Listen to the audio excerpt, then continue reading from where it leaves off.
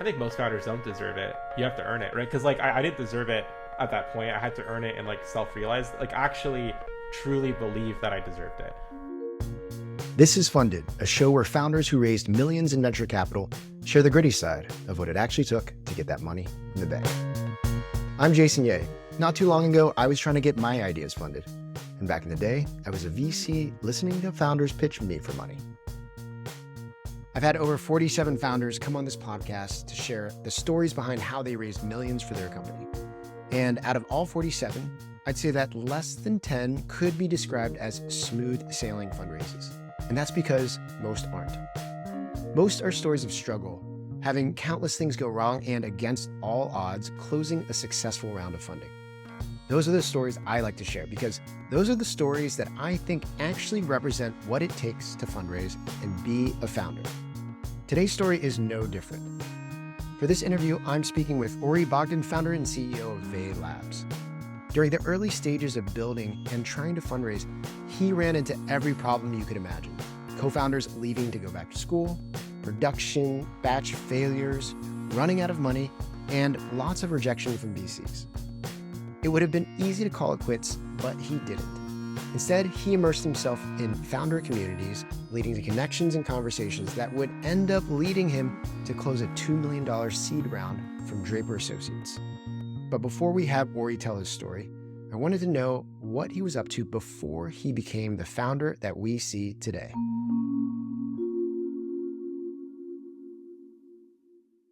I'm like high functioning autistic, high ADHD. I very much introverted, bullied most of my life.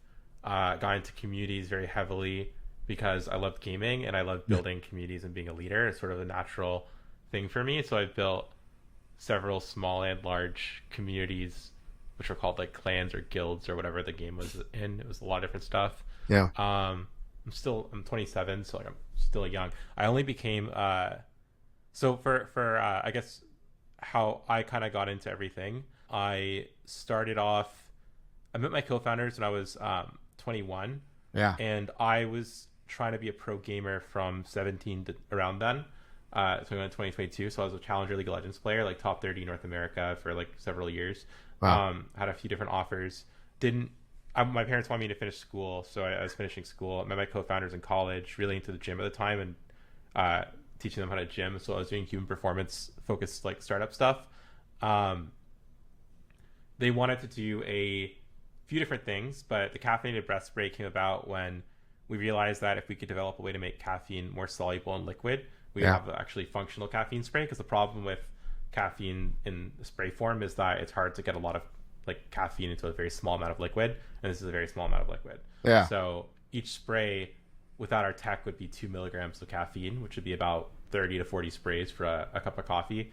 With our tech, it's 10x more concentrated. So it's just 3 sprays for a small cup of coffee. Before we get into deeply into VAE Labs, I actually don't want to glaze over. Yeah, no, that's fine. That's fine. Sorry, I'll just give you background. I can speak more to my personality stuff. Yeah, no. Like, I think this is a great conversation because we know that there are a lot of founders with all sorts of neurodiverse backgrounds, and I actually haven't gotten a chance to speak to someone who is transparent about that yet. So would love to hear a little bit more about you as a kid, and you talked a little bit about your parents wanting you to finish school. You're an entrepreneur now. Can you talk a little bit about maybe what your parents wanted you to do, what they did, what your role models were in terms of what you thought you were going to be when you were I a always kid? I always did whatever I wanted to do. Yeah. So like I have a play published when I was 15, and then I went to NYU Tisch, and then I've written a couple books that are unpublished and not out at all. Like there's in my computer. So I've always had a very creative background, specifically around writing. I went to a Jewish school, so I had to take like 10 plus courses. So I found that even though I was good at math and science at the beginning, I just had so many courses and languages. Like I had to learn 4 different languages in school that I like Hebrew, English, Yiddish, French, that I wasn't able to really, I started hating languages and I started hating math and science because once I moved away from the Jewish school to a different school, it became a lot more like logic based versus just like regurgitating information, which is what I had been doing previously. So I ended up going completely into like the left side of my brain and just doing complete creative stuff, which is how I became a playwright and an author and stuff like that. Wow. Gaming is interesting for me because I kind of see it as another art form where I like to take like I'm good at games because I have good one. I train my like a lot of work ethic. Like I get obsessive. So the thing with ADHD and autism is that ADHD is it's hard to stay focused on one thing, but you're super high energy. But autism, you get super obsessed with one thing, so they're kind of contradictory in ways. I've always been able to like really hone in on something I really love, and I loved gaming and I love community. So those two things I really focused on. And the community was out of a need for like being bullied, not having friends in real life. I wanted friends online, and then gaming was just sort of a show of like the battlefield is even, and anything you do is sort of based on your own ability to improve yourself and learn and adapt. So I always loved that as sort of like a dynamic art form. I love League of Legends in particular because the map is always the same, but the characters are different. So there's always a different combination of characters and like different outcomes in the game. Like maybe one time, like you have the same matchup top lane, but like one guy wins on the first time, and go the other way if there's counter matchup. So it's like I love adapting to dynamic situations, and I like being a leader in those situations. So when I came to gaming, I was always the leader. If it was like a game where it's like a Call of Duty, like I'd be the leader of my clan, or like if it was League of Legends, I'd be the jungler, which is someone who'd like go in between the lanes and sort of determine the flow of the game. And like you kind of think like soccer, like you're passing the ball, and it's my job to like set people up for stuff. And I feel like that's what I'm really good at. And then I feel like that also transitioned me to real life now, where this community that I'm building and building my team at VAE, it's very much just like a puzzle and like figuring out like who's the best person for each situation. And what I'm good at, I think, is identifying talent and giving that talent agency to work. And then once they have that agency, if I trust them, I don't need to step on their toes. Right. And then usually that ends up being pretty good, and I don't have to do as much work myself. So, when we think about getting to this point, because we're going to get to a conversation where we like to focus, which is fundraising. When you were a kid, when it came to professional ideas or what a career would be, your first idea was like, I'm going to be a programmer, right? Did you have entrepreneurial role models? Like, were your parents scientists? Were they? My grandfather is from Israel. He built a shoe business. They had like 15 shoe stores. My dad has also worked for the company. We ended up becoming a shoe distribution company because the retail store died. But I had zero interest in that, like, ever. I didn't necessarily want to be a founder. I just wanted to do something that I was passionate about and that I felt would leave an impact. And I wasn't really sure if that was going to be like I'd release like a book that became like a well-known movie, which is an option, or if I was going to be a pro gamer streamer or like what. The founder thing happened because my friends were founders and they needed me to be part of it. And I saw opportunity in actually the CEO at the time, who was, I didn't want to be the CEO or be in the limelight at all. Like I really didn't want that. I was the COO. I was like, I like being a leader, but I don't need the attention. Yeah. You don't need the crown. So, well, I'm an introvert. Like I don't mind it, but it's not something I crave either. So like, I'm not scared of it. But the first CEO who's still working with us and is doing good in his new role, did want that, and I felt that was a huge weakness of his.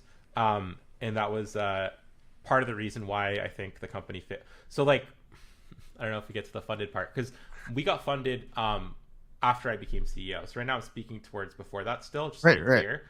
We've started around 21, 22. Maybe I could just speak towards that process of like before then. Yeah. Did the company raise money before you were CEO? No, well, a small amount. Right. We raised about like 100K before I was CEO. Right. Which was from me and my brother.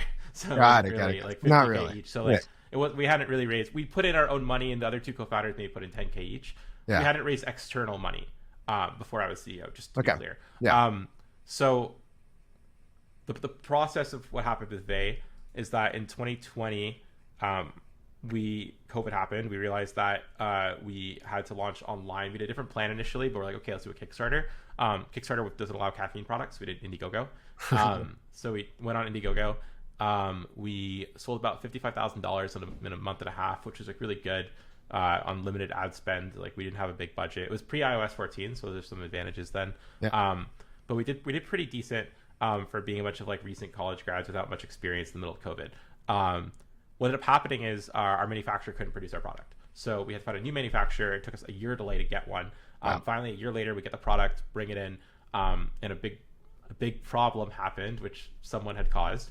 And after that problem had happened, we had to manually make all 5,000 bottles ourselves because the liquid manufacturer was going to charge us like triple or quadruple the original price.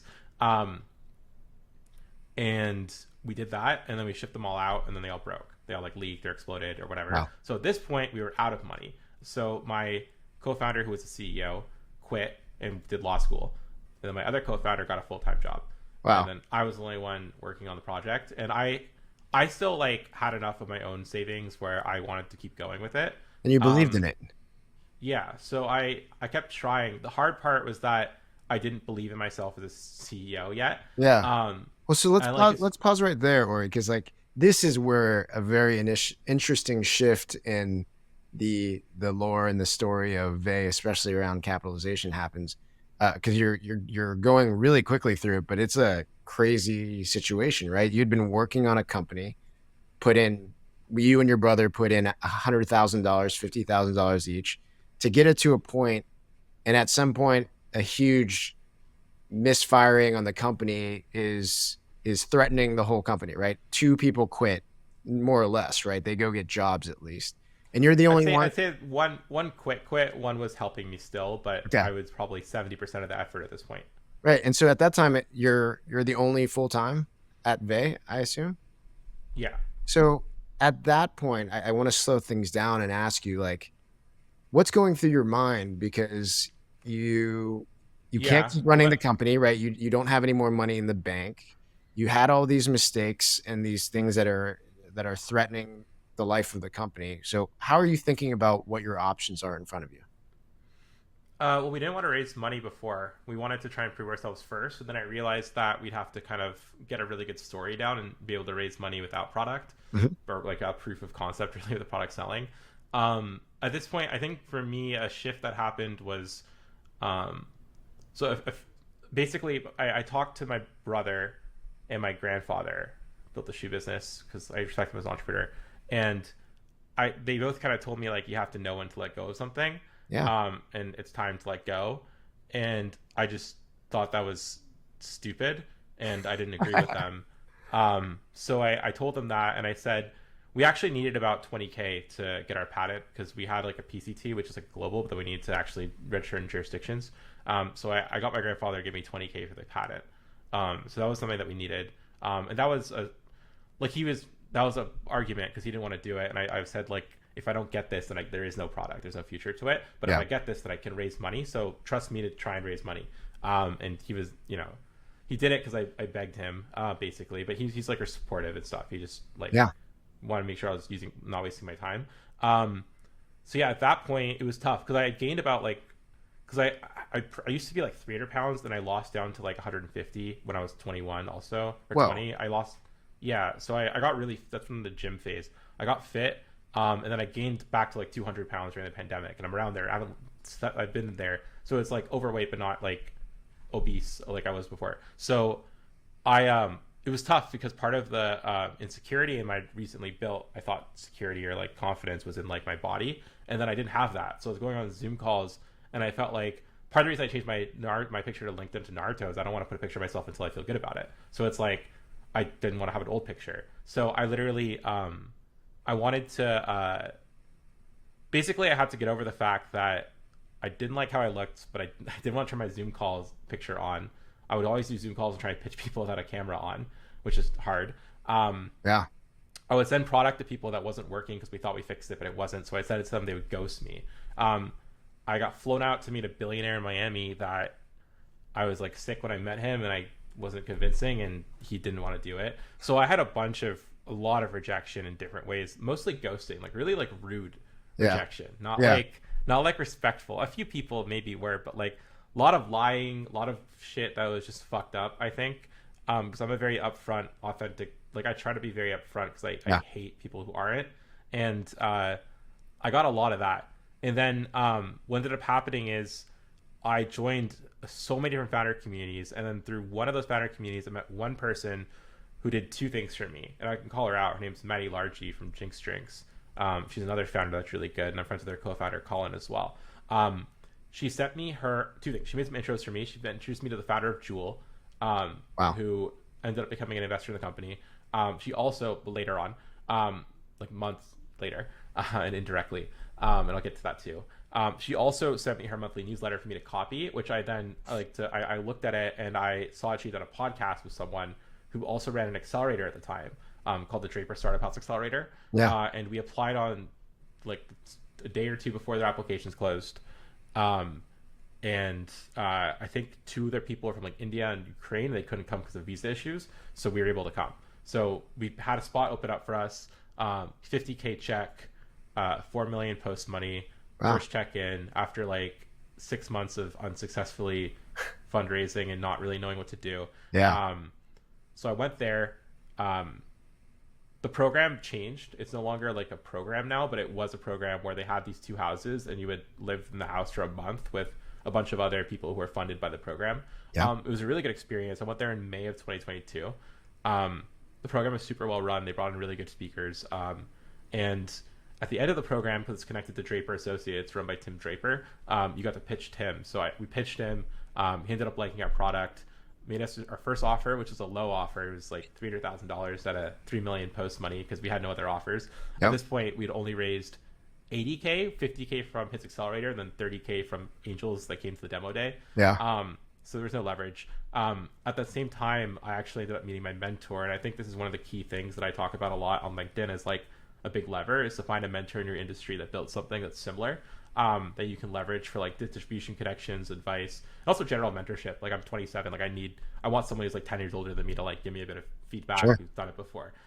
So I ended up meeting the first employee from Jewel, and Wow. he ended up putting about 100K in himself. We gave him 7% equity for it. So we gave him a lot of, basically I copied YC's deal with an individual instead of a program. And Yeah. I thought it was, I do a lot of things my own way. This is one of the things that I did my own way that a lot of people said was stupid. Like I talked to one of my YC friends about it. They're like, are you sure you can trust this person? And I'm like, I think so. And it was absolutely worth it. It's been 2 years now. It's super worth it. Helped us, Yeah. like got us a huge purchase order, got us more money at higher terms, got us like mentorship, connections, hires, like does Yeah. a lot for us. No, I'll pause you right there because like I don't want to glaze over this point too because it's a great piece of advice to call out. It's like the stuff that a lot of founders go through are certainly unique, but so many of the things are like problems that have been solved. They're solved problems. There are things that people understand out there who have been there before, done it before. And so I love the idea that you weren't just like, I have to figure this out myself.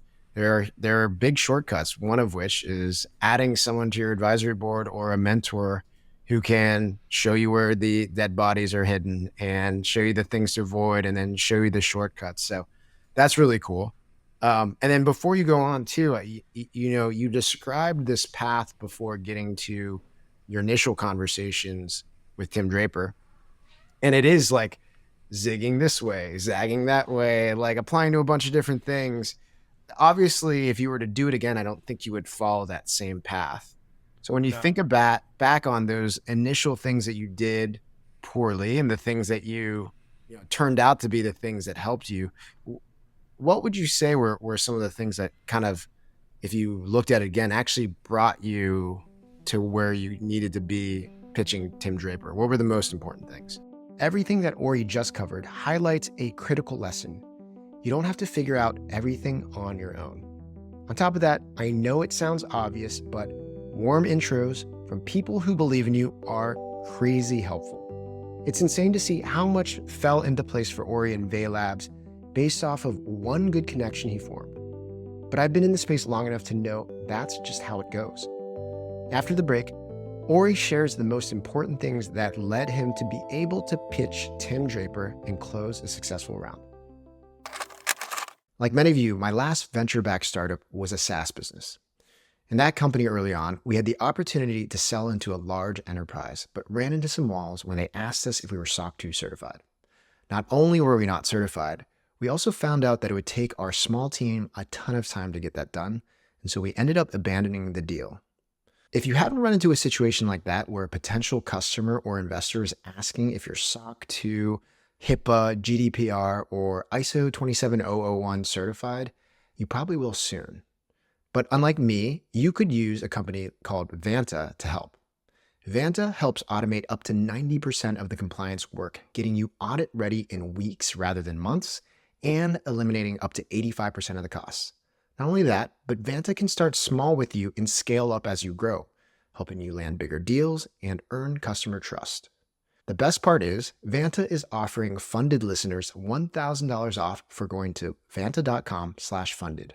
That's VANTA.com/funded for $1,000 off your service. Check it out. I mean, we got the offer up because we got the guy from Jewel to be part of the team. And that was something I intentionally wanted to give him a lot of equity so he would come to all the meetings and care and be a big part of it. Like, I wanted him to feel like we valued him and show him that. Because the only way to do that is to give it. And we gave him like a 6-month vesting on it, just to be clear. I gave him a really good deal. It was really fast. Yes. Tim, so I'd say the biggest thing that got us from a pitching perspective was initially we were pitching the potential of the caffeine spray market, but Tim in particular, like knowing your investor is important, and Tim is very much focused on huge outcomes. It has to be obvious to him. So one thing that Tim hinged on with us is like, is there potential medical applications for this, or is it just going to be caffeine? And like, are you thinking more about the device, or are you thinking more about the solution that you already have, like the tech you already have? And he really wanted to see the big outcome. So learning to pitch the bigger vision. When at first I didn't want to do that because it felt like it was almost like white lying, because it's like, well, this could be the case, but like, who really knows in 7 years where we're going to be at? Like, this could be, but I thought that felt like it was not being honest, but that's not how it's actually done. Like, they expect you to paint if everything goes right, and this is what it could be, and that's what they expect when it comes to like a TAM. And I didn't know that, so that was one thing. It's just like to both have a very realistic and clear TAM, but also a pathway to get there that made sense. Those two things combined was really important that I developed. And then also having the team to justify that it could happen, because my two co-founders are like neuroscience grads. One's a lawyer also, really talented guys, but like that wasn't impressive for VCs. Like, they wanted to see the Jewel guy. And like, if he was a co-founder, like if he would start it with us like earlier on, co-founder, we probably could have raised like a 30-40 million valuation in 2021, whatever, like, with probably not too difficult. So I think a lot of what VCs are doing are pattern matching on very specific things, like market size, realistic pathway to get there, strong proven team, and I think part of what they're thinking is also like, how would other VCs view this? And I think that they're seeing this as like, well, wow, we got in at an $8.5 million post money into a team that has the Jewel founding team on it, and like all this, it's you kind of, by getting behind the curtain a little bit, you start to understand what they actually, how they're thinking about things, and you start to understand how to pitch things towards them, and everyone's a little different. But I think most importantly, this isn't necessarily your question initially, but most importantly, what I learned about how to think about VCs is like, especially with this community that I'm doing, which I'm probably gonna raise some money, probably only on uncapped safes, because I don't really want to give much equity away to VCs anymore. Not that I have issues with my VCs, but like, I don't think that VCs are important, like unless they're actually like highly operational and like relevant. So like the Jewel people who like is also a VC is super important to me. And like the other VCs I have are good. Like I'm not at all I wouldn't throw shade at them at all. Like, I think they're really good, and I got lucky with them. But I've also heard of a lot of VCs that are not good, and I've heard of a lot of VCs that are useless, which is probably the most common failure mode of a startup, because you give away valuable equity to useless players, and then the founding team gets more than they can handle, and they don't have enough equity to give away to employees, and then either the founders get diluted to nothing, or they just don't have equity to give to key players, and they have a shit team. So, sorry, a lot of thoughts there. Good. Basically, I value who has equity a lot. Yeah. There's one other part to this that you've kind of glazed over, and it's a bit of a nod to your comments about, not needing the limelight.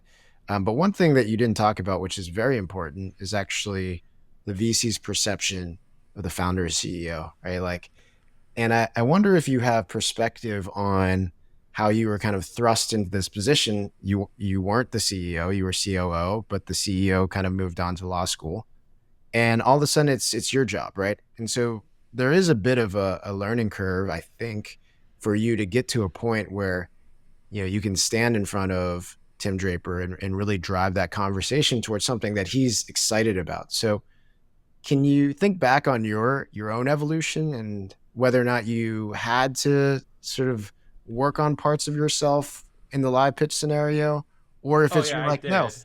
okay, go ahead. For sure. I mean, I pitched on TV to. So how I met Mark Randolph is I went on elevator pitch. And I pitched him on TV, and that was something I never wanted to do. Like he pitched on Dragon's Den, which is like the Canadian Shark Tank before I Yeah, was CEO. And I yeah, was like, thank God I don't have to do that, and like then I have to do it. So I yeah, I mean, I when I pitched him initially, like I don't think I did a very good job. Like I was really nervous. I didn't have I felt like I still didn't believe that we could be VC funded. I thought that because everyone had told me that we're a CPG company, no one cared about our tech. They're like, you're a CPG company, revenue, like get 1 million revenue, and then we'll talk, which everyone told me. So I was like, okay, I have to raise some angels, and like Tim won't. And so even though Tim gave me, I think, a lowball offer off the start, I still was like, I didn't sleep for the next 2 days. I'd say there was a shift in my brain at that point, where I was like, okay, actually, this is something, and I am someone to do it, which wasn't clear before. Um, and then I guess that combined with meeting so many other founders, these founder communities and stuff, allowed me to have perspective. And people say, "Oh, I hate when you don't compare comparisons to thief of joy." I compare myself to everybody. Like I was comparing myself to everybody. Understand like what makes this person successful, what makes this person unsuccessful. Like, do I think this person's going to succeed? Let's see in 12 months. Like I I compare myself to everybody because I think it's the only way to be accurate to like to understand to get a true read of like how things are in reality. yeah. So I did that, and I from doing that I was able to kind of kill my imposter syndrome because I know how capable I am from evidence, and I know how capable I am from research, and I've done all these things and I've sort of verified to myself, and I didn't have that before. But now like anything I spend my time on, I know is going to be extremely valuable. And if I give equity to anyone, they better be providing a lot of value back. Otherwise, I'm not going to do it, which is where my opinion of VCs is now is like, I would never raise at like a low pre-seed seed valuation. I'd fund it myself as much as possible and so as long as possible, and then only take on VCs that I think actually have relevant Yeah. experience. Well, Ori, I mean, I think that part that you said you worked on is extremely important for everyone to hear, from all types of backgrounds. But imposter syndrome is one of the calling cards of a lot of like initially successful people in the world that get to a certain level. And the thing I think that makes them break free of that or break out of that and even further in terms of success is like actually gathering up that self-confidence and the vision for where you want to bring a company. And that's what VCs are looking for, right? Like VCs want to see somebody who knows what they think they can do and believes in that. If you don't believe in yourself, how's a VC going to believe in you, right? So I think it's even they want someone smarter than them, like better than them, right? Because yeah, they if VCs, I think most VCs would be founders if they felt they could be founders. Like I feel like they want someone that they're like, wow, that's crazy. We just give them our money. Like that's what they're looking for. And like I wasn't that in the early days of VAE, which is why I think my valuation was. I mean, it was a bad market, but like wasn't where it could have been. sure. Um, but now, that's what I'm saying. Like me at 27 versus me at 25, my assessment of myself is a lot different. Mhm. And it's backed by evidence. And now I'm like, I know, I don't look to someone like, oh, they're an investor. I have to. I used to be like that. They're an investor. I have to impress Yeah, them. put them But on a I don't. pedestal and be like, oh my god. No. Yeah, Now I think I'm smarter than almost all of them, except for the ones that have been operators that have actually done stuff, and those are the ones I respect. So like, that's how I feel about it now, and I really am not impressed by someone being an investor anymore. that's super. That's a helpful perspective for everyone to have. Actually, it's something I tell all VCs. It's like all founders. It's like VCs, like they certainly aren't that much different than you are. And they certainly don't know your business better than you. So you have to come to the table with an amount of confidence that you deserve, right? And that kind of thing will be picked up by VCs when you're starting to pitch. I'll say one thing there is you said that you deserve, and like that's like I think most founders don't deserve it. You have to earn it, right? Because like I didn't deserve it at that point. I had to earn it and like self realize, like actually truly believe that I deserved it. And if you don't truly believe that you Yep. deserve it, you probably don't deserve it. So like, I don't like, it's not like I don't want to give this idea. And I'm running a founder community now, so I want to be clear about this. Like, I think that as many people who can be founders should be founders, but I also think that most people can't be founders. Yeah. I think that are a successful founder. It's not that like you deserve it and the VCs don't see it in you. It's like they probably don't see it in you because you probably don't have it. And it's not necessarily a bad litmus test to go see if you can raise from VCs or not, and then understand like what you're missing. Yeah, Like I honest like yourself. sharing this quote, and we're kind of on the same page here because I like Yeah. sharing this quote from Charlie Munger. He has this quote where he says, "In order to get what you want, you have to deserve what you want," which is like a very simple way of thinking about it, but so much can be packed into that of like, well, what does it take to deserve this? And then do I deserve this? And should I, do I believe I deserve this? Like there are a lot of sort of things that lead into that. But once you know that you deserve it, and to your point, not everyone deserves it, but once you know that you deserve it, then you come to the table and then you can get what you want. Or you kind of talked about a very like I said, a windy journey that had a lot of rejection in the beginning. And you do have a bit of a chip on your shoulder with VCs, which leads me to believe that in parts of the conversations, you talked a little bit about some rude interactions. Are there any like situations or things that you went through during your fundraising journey that were particularly painful? Anything that like sticks out in your memory that is hard to forget that you could share? Uh, I mean, like with Angels, it was probably the worst, which is unexpected because, like, I guess they don't have like a reputation to uphold. Um, there's a lot of small things like VCs just like not like reading my emails. Like I've had an update and I don't mean that literally. I mean like responding but not reading. Like I literally had sent updates to VCs where they're like, "We'll kindly pass," and I'm like, "It's an investor newsletter." Like I wasn't even like that's happened to me multiple times. Um, I sent emails directly to VCs where then I talk to them on the phone later, and they'd be like, "Whoa, I had no idea you had this technology and stuff. I would have totally invested." And I was like, "Well, I told you like 3 times in different emails, and I chased you, and you didn't like." And I think most of them work hard, and they have a lot of stuff they're thinking about all the time, which is why they can't focus in on like a few things. But I think most VCs are frankly really bad evaluators of talent and diamonds in the rough. And part of why I'm building this founder community is that we're not gating it. I know it's a different thing. We're not gating it by how far you are in business. It's who are you as a person? Do you have the qualities that could make a good future founder? And then can we add the resources to your life that propels that? Yeah. So that's something. I mean, I look at myself as like an outlier, like rebel, like non-technical gamer, philosophy major founder. Like it's not like I don't fit any of the stereotypes of a typical Yeah. successful CEO or founder. And I think that a lot of the best talent in the world is just like looked over because I think VCs like, especially like YC, like pattern matching, right? Like I hate it. Like that's why my issue with YC is like I think there's a lot of good founders in there. I think there's also a lot of trash founders in there, and I've met both. And it's like they're just pattern matching things that are obvious, and they have a really their system works, and the YC machine is like extremely effective. But YC circa 2008, when they were like in their first few years, and like actually Paul Graham was going in and actually helping people individually, and there's a team of like Travis, like 4 of them total that were doing everything, like compared to YC now, which is like 150 person batches and like one partner to 40 companies. Like I don't have an issue with YC per se, but I think their terms are bad and they pre-select for a certain type of founder. And I think that's I think it's a shame that there's a lot of founders that are left with no other option but to take like Techstars 20K for 6%.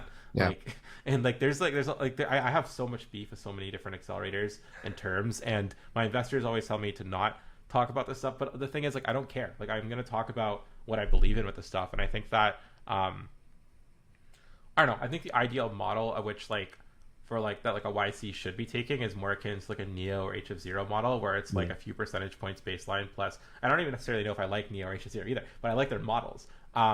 And I think there's that model for like a top tier founder that works. I think that's a logical way to actually support a founder and actually create strong companies on a higher hit rate. Like the YC model works, but I don't think is actually effective, and I think the brand's been diluted. Yeah. And I think the real model that needs to be done is more of a paid. It's like actually a paid community model, because I've been in so many paid communities, and that's where people actually like have skin in the game. Right. And when I say paid, I'm talking like $5 a month for like the base tier, like super approach, like anyone can do it. It's just about like let's get some skin in the game. Let's be real about shit. Let's call each other at our problems. Let's give real resources. Let's do real pitch reviews with each other. Let's do a lot of peer mentorship, because I think that's where most of the mentorship needs to come from, is from each other, for people who are slightly ahead or slightly below. And yeah, no, I think the whole accelerator / founder startup sphere is like really lacking in and that's why I shotgun approached it. I tried to find a community that would fit that I needed, and I couldn't, which is why I have to build one now myself. Yeah, that's funny. Well, so you end up, pulling together over $2 million, which is an amazing transition from exploding canisters and almost 4 now, by the way. What? Amazing. Almost, it's like three and a half, over 3.5 now. Yeah. Amazing. It's quite a transition. And so a couple of things that I want to wrap up with is, and I don't want us to like dwell on the, I asked you the question about the negative parts. What about the feeling? And do you remember when you had the sort of the main term sheet signed, the thing that sort of opened the floodgates for everything else? Do you remember where you were when you had that? The only thing that was, I mentioned it earlier, like the only, I didn't really care. The term sheet being signed was dragged. Like it just took too long. I think when the term sheet got signed, the rest of my team was all happy, and my parents and my grandparents were like, so I didn't feel anything. I felt only time I felt anything was when we got the first offer from Draper at the 300K for 3 million posts. I didn't sleep. Then we got multiple follow-up offers, so I kept saying no. I said no to that. Then I said no to $1 million at 5. Then I said no to $1 million at 6. Then I took $1 million at 8.5. And I don't know. Like I didn't feel anything. I think like I said, I think something changed in me where I felt I deserved it after that point, and then I didn't. There's no longer like a feeling of like gratification because I need it. It was more like I'm already validated, so I'm just gonna try and get what I deserve. Love that. Just the switch being flipped is kind of a powerful thing. Now you talked a bit about how important the mentorship and the community has been. It's kind of why you're building this new community. Can you just say what the name of the community is so that people can find it? It's gonna change by the time it comes out. Right now it's called Founders Game. Okay. The one I've been building for like 7-8 months, and it's been built with like a team of 10 plus other part-time founders. Got it. Like yeah. So you have experience like having gone through communities, having gotten a bunch of different pieces of advice. You've been unsuccessful at fundraising and now very successful at fundraising. Are there any like key pieces of advice that you like giving founders as they're starting their journey, either in the company itself or if they're about to go start their first fundraising journey? I mean, there's a lot of advice. Any favorites? I think mostly one, be very sure about who you're working with, because that's like by far the most important thing, because it's really hard to deal with otherwise. Be sure that you're happy in your role, because I've seen a lot of co-founding teams break up because the CTO thinks he's a better CEO than the CEO. And then once you have a very clear idea of the market and differentiation and why you're the team to do it, find a mentor who within the last 5 to 10 years, sooner is better, built a company in the space and is no longer involved in that space and is willing to help another company kind of like learn from their lessons. So that's the approach we did with the Jewel team, and it was really effective. Super helpful. Well, those are the main things that I want to ask you. I usually end the interviews trying to look for something fun or off the beaten path to talk about, and usually about the person's company. So VAE Labs, the product that you have in front of the camera now, it's a caffeine spray, right? And I would imagine that you have a bunch of different types of customers, like why they use VAE Labs, why they like it. What are the most interesting, either funny or interesting use cases or types of users that you have and customers for VAE Labs? I mean, for anything funny, it's like I know a lot of people replace Adderall with it. Like they'll take it instead of ADHD. If they have ADHD and they rely on Adderall, they don't want to take Adderall anymore. They'll use VAE instead because they can control the caffeine dose and use L-theanine and L-tyrosine. So it helps with working memory. Um, I think one also, like, we assumed like there's like this little like sporty sort of like stripe on it. Yeah. Like we sort of assumed gym goers are going to be our market, and we were wrong. So now we're rebranding some stuff. Huh. But it's more shift workers that really are our market, and we're also older than we thought. We thought it was going to be like college age. Some college age people like it, but the majority of our power users are like 30 to 45. Oh, wow. So learning some stuff about that kind of every day. And we're undergoing a rebrand and like optimization process right now that's going to be ready around August. So like it even like after raising and going to we're in 500 stores, but even after doing that, there's still so much learning. And our product right now is not good enough to for me to go and try and scale it. Like I just know there needs to be certain improvements. And the good thing about my team is that we're very realistic with ourselves, and I'm not going to go try and blow a bunch of money to scale something that's not going to be scalable. Like I'm not trying to be like the retail version of like those D2C brands that all died. So we're just focused on product. We're focused on trying to make it a big, like as good a product as possible to make it as big a market as possible. It seems like shift workers get the most use case out of it. But whatever it is, the product's gonna be as good as possible, and that's really the focus that we have for building it. That was my episode with Orri Bogdan, founder and CEO of VAE Labs. Instant energy anywhere. Like I said in the beginning, these are the stories that accurately represent the journey of fundraising. Let this interview be another example of the determination and persistence it takes to get funded. If you're a crazy busy entrepreneur like me, I know one thing's certain: you have too much to do. Of course, you'd love to hire someone else to help, but I bet you think you can't afford it. It turns out you can, especially if you use a recruiting firm called Agent, like I have in recruiting my last 4 team members. Agent specializes in recruiting overseas talent. Now, I know what you're thinking, not another virtual assistant hiring agency.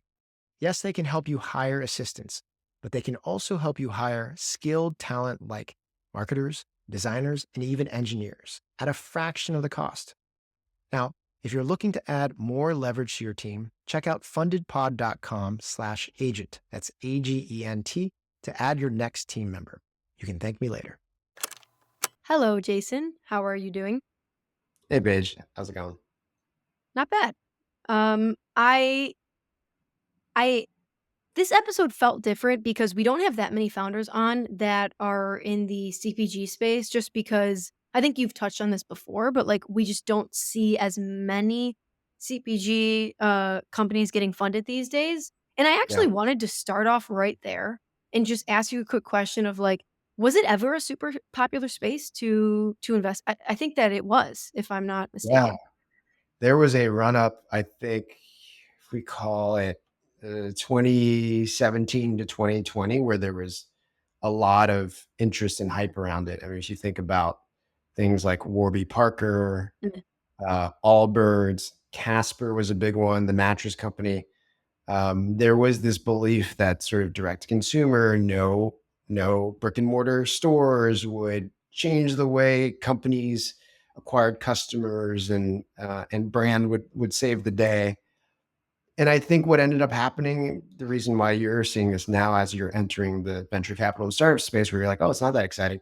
Um, those unit economics and those customer acquisition strategies ended up not playing out. In fact, Mm. you saw that trying to go only online meant that your paid acquisition costs would end up going through the roof. Like your first, 1,000 customers wouldn't be so bad.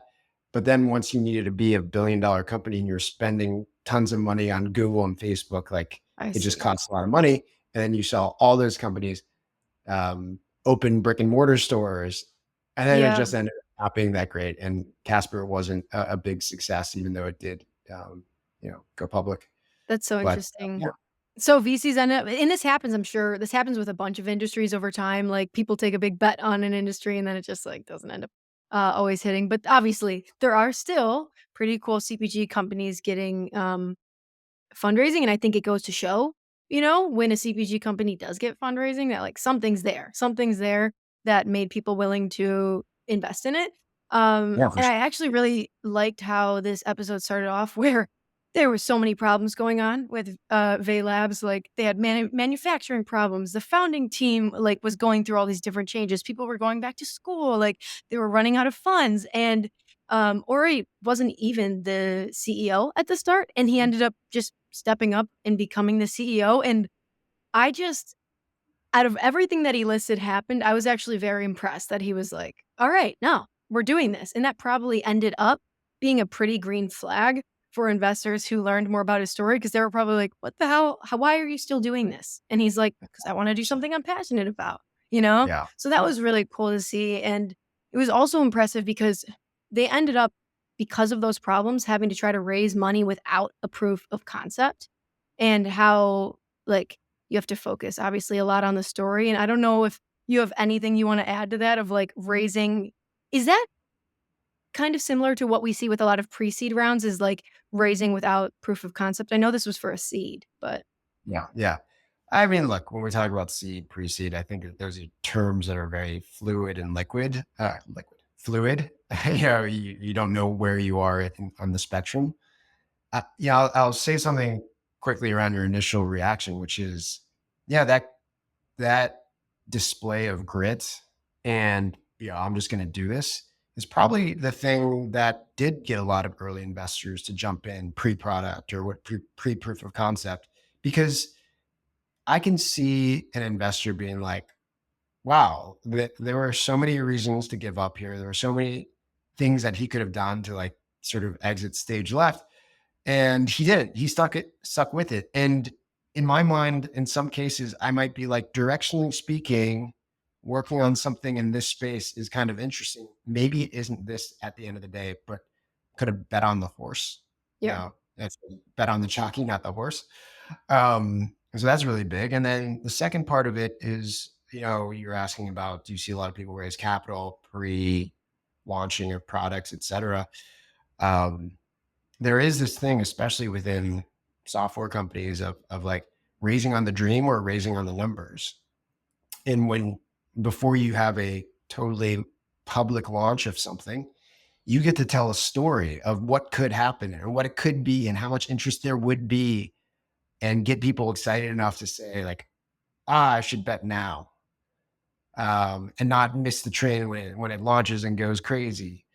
And then betting on the numbers means, or investing in the numbers means that, well, if you're going to raise capital and you've already launched, then people are going to be like, I hear that you're telling me this big story, Mhm. but you launched. So tell me the numbers, right? It's important to note that selling the dream version of fundraising was much easier to do in the height of the market, Yeah. 2021, Yeah. 2022, harder to do today. But certainly we can bring that back to Orri's situation, and it's possible. You just have to be able to tell people what's going to happen once you launch and get them Yeah, excited. and he was in a weird spot too because he kind of had launched a little bit, but things didn't end up working out. Like Yeah. things went to crap basically. So that's why I was like, damn, he must have really crafted an impressive story of like, this is what's happened. It's kind of shaky, but this is what we're gonna do, And like, I Yeah. just think that that takes serious grit to pull off. Another cool thing that I loved, which we always see in a different way with a lot of successful rounds, is someone they meet someone, like Orri was joining a bunch of founder communities, which I think is awesome. That's also why we love the community that we run because it's so helpful for founders to interact with one another and give feedback and advice. And he ended up meeting someone, Maddie Largy, made sure to write it down, CEO of Jinx Drinks, and she ended up being like his super connector. She introduced him to the founder of Jewel. She introduced him, which ended up introducing him to one of the first Jewel employees who ended up investing in the company. Then he discovered about the Draper Accelerator program through that, which he ended up in the smallest odds getting into because someone had to pull out of. And the next thing you know, he makes it to the end of the accelerator and Draper is putting in a check. And that's just wild to me. But I did have a question because he said that Draper ended up offering like $300,000 at a $3 million post money. It ended up being a $2 million round with a $8.5 million post money something. What I don't even know the word that I'm looking for. Yeah. And I'd Listen. need a refresher on what that means because I have Sure. forgotten. Yeah. So the mechanics, let's walk through it. And I'm glad that you are open to ask the questions that a lot of people want asked and want explained. So let's go through specific terms that you talked about. post-money valuation, I think, is an important one, either post-money cap or post-money valuation. They're Okay. not exactly the same things, but for these purposes, interchangeable. It means essentially what would the company be fully worth once all the money was invested in? So, in the example of Draper putting in $300,000 at a three money post money cap or post money valuation, what it's saying is that essentially the value of everything that goes into the company, the technology, the team, everything that has been set up, plus $300,000 equals $3 million. Oh, okay. More or less, it's saying we think the company is worth $2.7 million today. With $300,000, that's 2.7 plus 300,000 equals $3 million post money. So it's like a Okay. type of valuation? Is that like It's a type of valuation. And the reason it's a type of valuation is they said that they were going to raise $300,000 at a $3 million post money cap. If they ended up raising 500,000 or $1 million at a three money post money cap, then the total valuation after the money goes in doesn't change. It's still $3 million. So if oh, you put $300,000 in, that's kind of saying the company is worth 2.7 million today.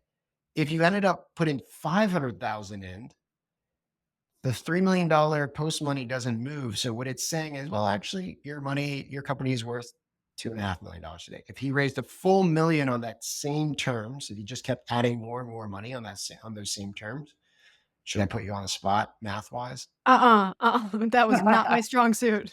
So $1 million on a three money cap means 3 million minus one is basically we're saying you're worth $2 million plus $1 million of funding. So you're worth $3 million today. That's how post money dynamics work. So the Okay. $2 million round at 8.5 million is saying that his company's worth around 8.5 million. So after the money going in, right? And so Yes. I don't think, we didn't get the full details of how it broke down, Yeah. but my guess, I'm 99.9% certain that he probably did multiple notes or multiple saves. Probably took the Draper on $300,000 on $3 million on a $3 million cap, and then opened up something different, which was at an eight some cap, and then raised another $1.5 million off of that. Hmm. Which means like he managed his dilution a little bit more than if everything were on a $3 million post money cap. That's That smart. makes sense. Yeah. Yeah. I mean, he was basically doing what we talk a lot about, which is building credibility, building momentum. And as more momentum develops, then initially you don't have a lot of negotiation. So if someone says $3 million valuation, you're like, yeah. But once someone credible enough, like a Draper comes in and says, oh, we want to invest, then you can go to other investors and they're like, oh, yeah, we'd be excited to invest. And you're like, well, can't do it at $3 million anymore. Now it's at eight. Hmm. Another thing that's helpful. I feel like I'm gonna have to ask that question again in the future at some point. And listeners are excited for you to continue asking it and having me describe it multiple ways. That's what I like to think. I one last thing I did want to touch on that I liked, because I do think it brings up a real, uh, I don't know, a real thought that a lot of founders have when they're pitching investors, which Ori was talking about. Basically, how he struggled painting this gigantic picture. Like one of the main things that Tim Draper gave him advice around was you need to paint a bigger picture. Like you need to paint. You need this needs to be massive. And one thing that Ori struggled on, which I think a lot of founders struggle with, is like, when does painting a huge picture feel like you're telling a white lie almost? Like you feel like it almost feels so big that it doesn't feel real. And I was just wondering if, like, I don't know exactly what I was running, but I just wanted to talk about this because I feel like it is a weird, it's hard to strike a balance between painting a gigantic picture and not knowing, like, is my company going to go in that direction? And like finding the comfortability to like paint a picture you might see happening. I don't know. Yeah. Yeah. I mean, I think it's a question I get asked a lot. It's like, Okay. where do I start? How do I tell the story? I think the reality is the reason Tim Draper gives that advice, the reason founders hear that advice, let's make sure we anchor it and why. Yeah. It's Okay. because a venture capitalist can't invest in a good business. That doesn't fit their business model. If I invest in like a pretty good business that is profitable, that makes the founder money, that's great for the founder. It doesn't actually move the needle or fit the business model of a venture capitalist because they are betting on 1 out of 50 investments that they make being massive outcomes, massive outcomes, and the rest of them essentially going to zero. Now, I'm like oversimplifying, but that's how the math works. So if I bet on a winner, if it does win, it's got to make so much money that it covers all the other losses. Okay. Yep. So if I bet on a company and I think the maximum amount that it could generate if it were as successful as it could be is like $50 million, which sounds like a lot of money to you and I, that doesn't actually fit. And actually it breaks their model. So they should have never invested in that company in the first place. It wasted their time. It wasted one of their bets. And so the reminder to everyone here is the reason even people think about that advice is like, it's gotta at least have a shot of doing what a venture capitalist business model expects. Now, I think there are actually two ways you can convince an investor that you eventually will get to like a really, really big outcome. One of them is to say like massive story, things that I think we could get to. This is what we're going after. And by the way, like, here's where we're starting and here's our path. I also have talked to investors and I also think investors look at the option of saying like, okay, I'm talking to a founder and he's describing the business that he's running today.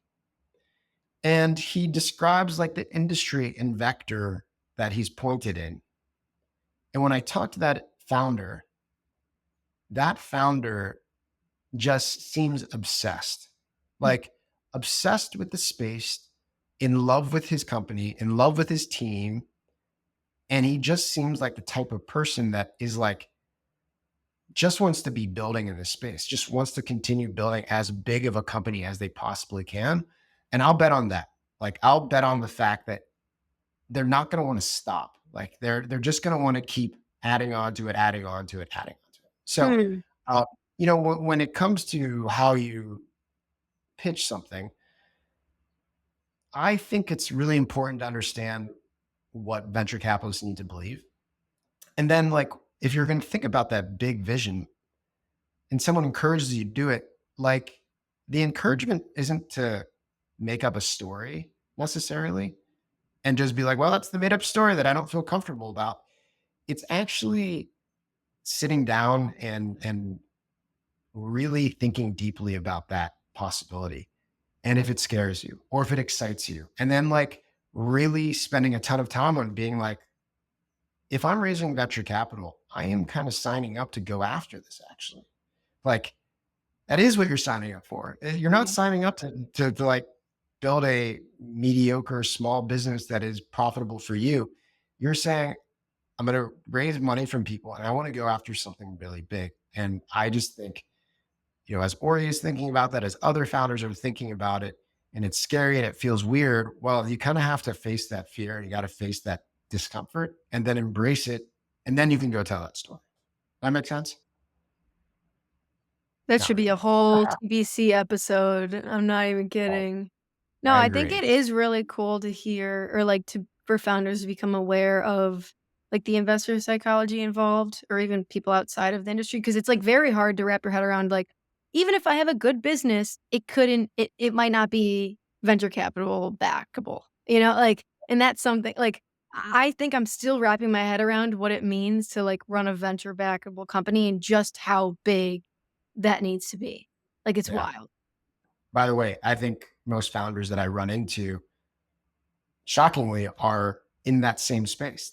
They Yeah. don't realize what they're signing up for. Mhm. And that's actually why a lot of venture capitalists like will say they kind of only like backing repeat founders because repeat founders have a much more sober understanding of what they're signing up for. Yeah. And like, well, that makes a big difference. So I say we end there. is that the debrief? That's the debrief. If you're looking for more insights, strategies, and support around fundraising, subscribe to our newsletter. It's at fundedpod.com/newsletter. And find me on social. I'm at Jayeh, that's Jayyeeh, on almost every platform. I respond to DMs and newsletter replies, so hit me up. This episode was produced by Paige Randall. Hey guys. Thanks also to John O'Lee from Adamant. Hey everyone. And as always, one last thanks to our sponsor, Vanta, the leading automated security and compliance platform.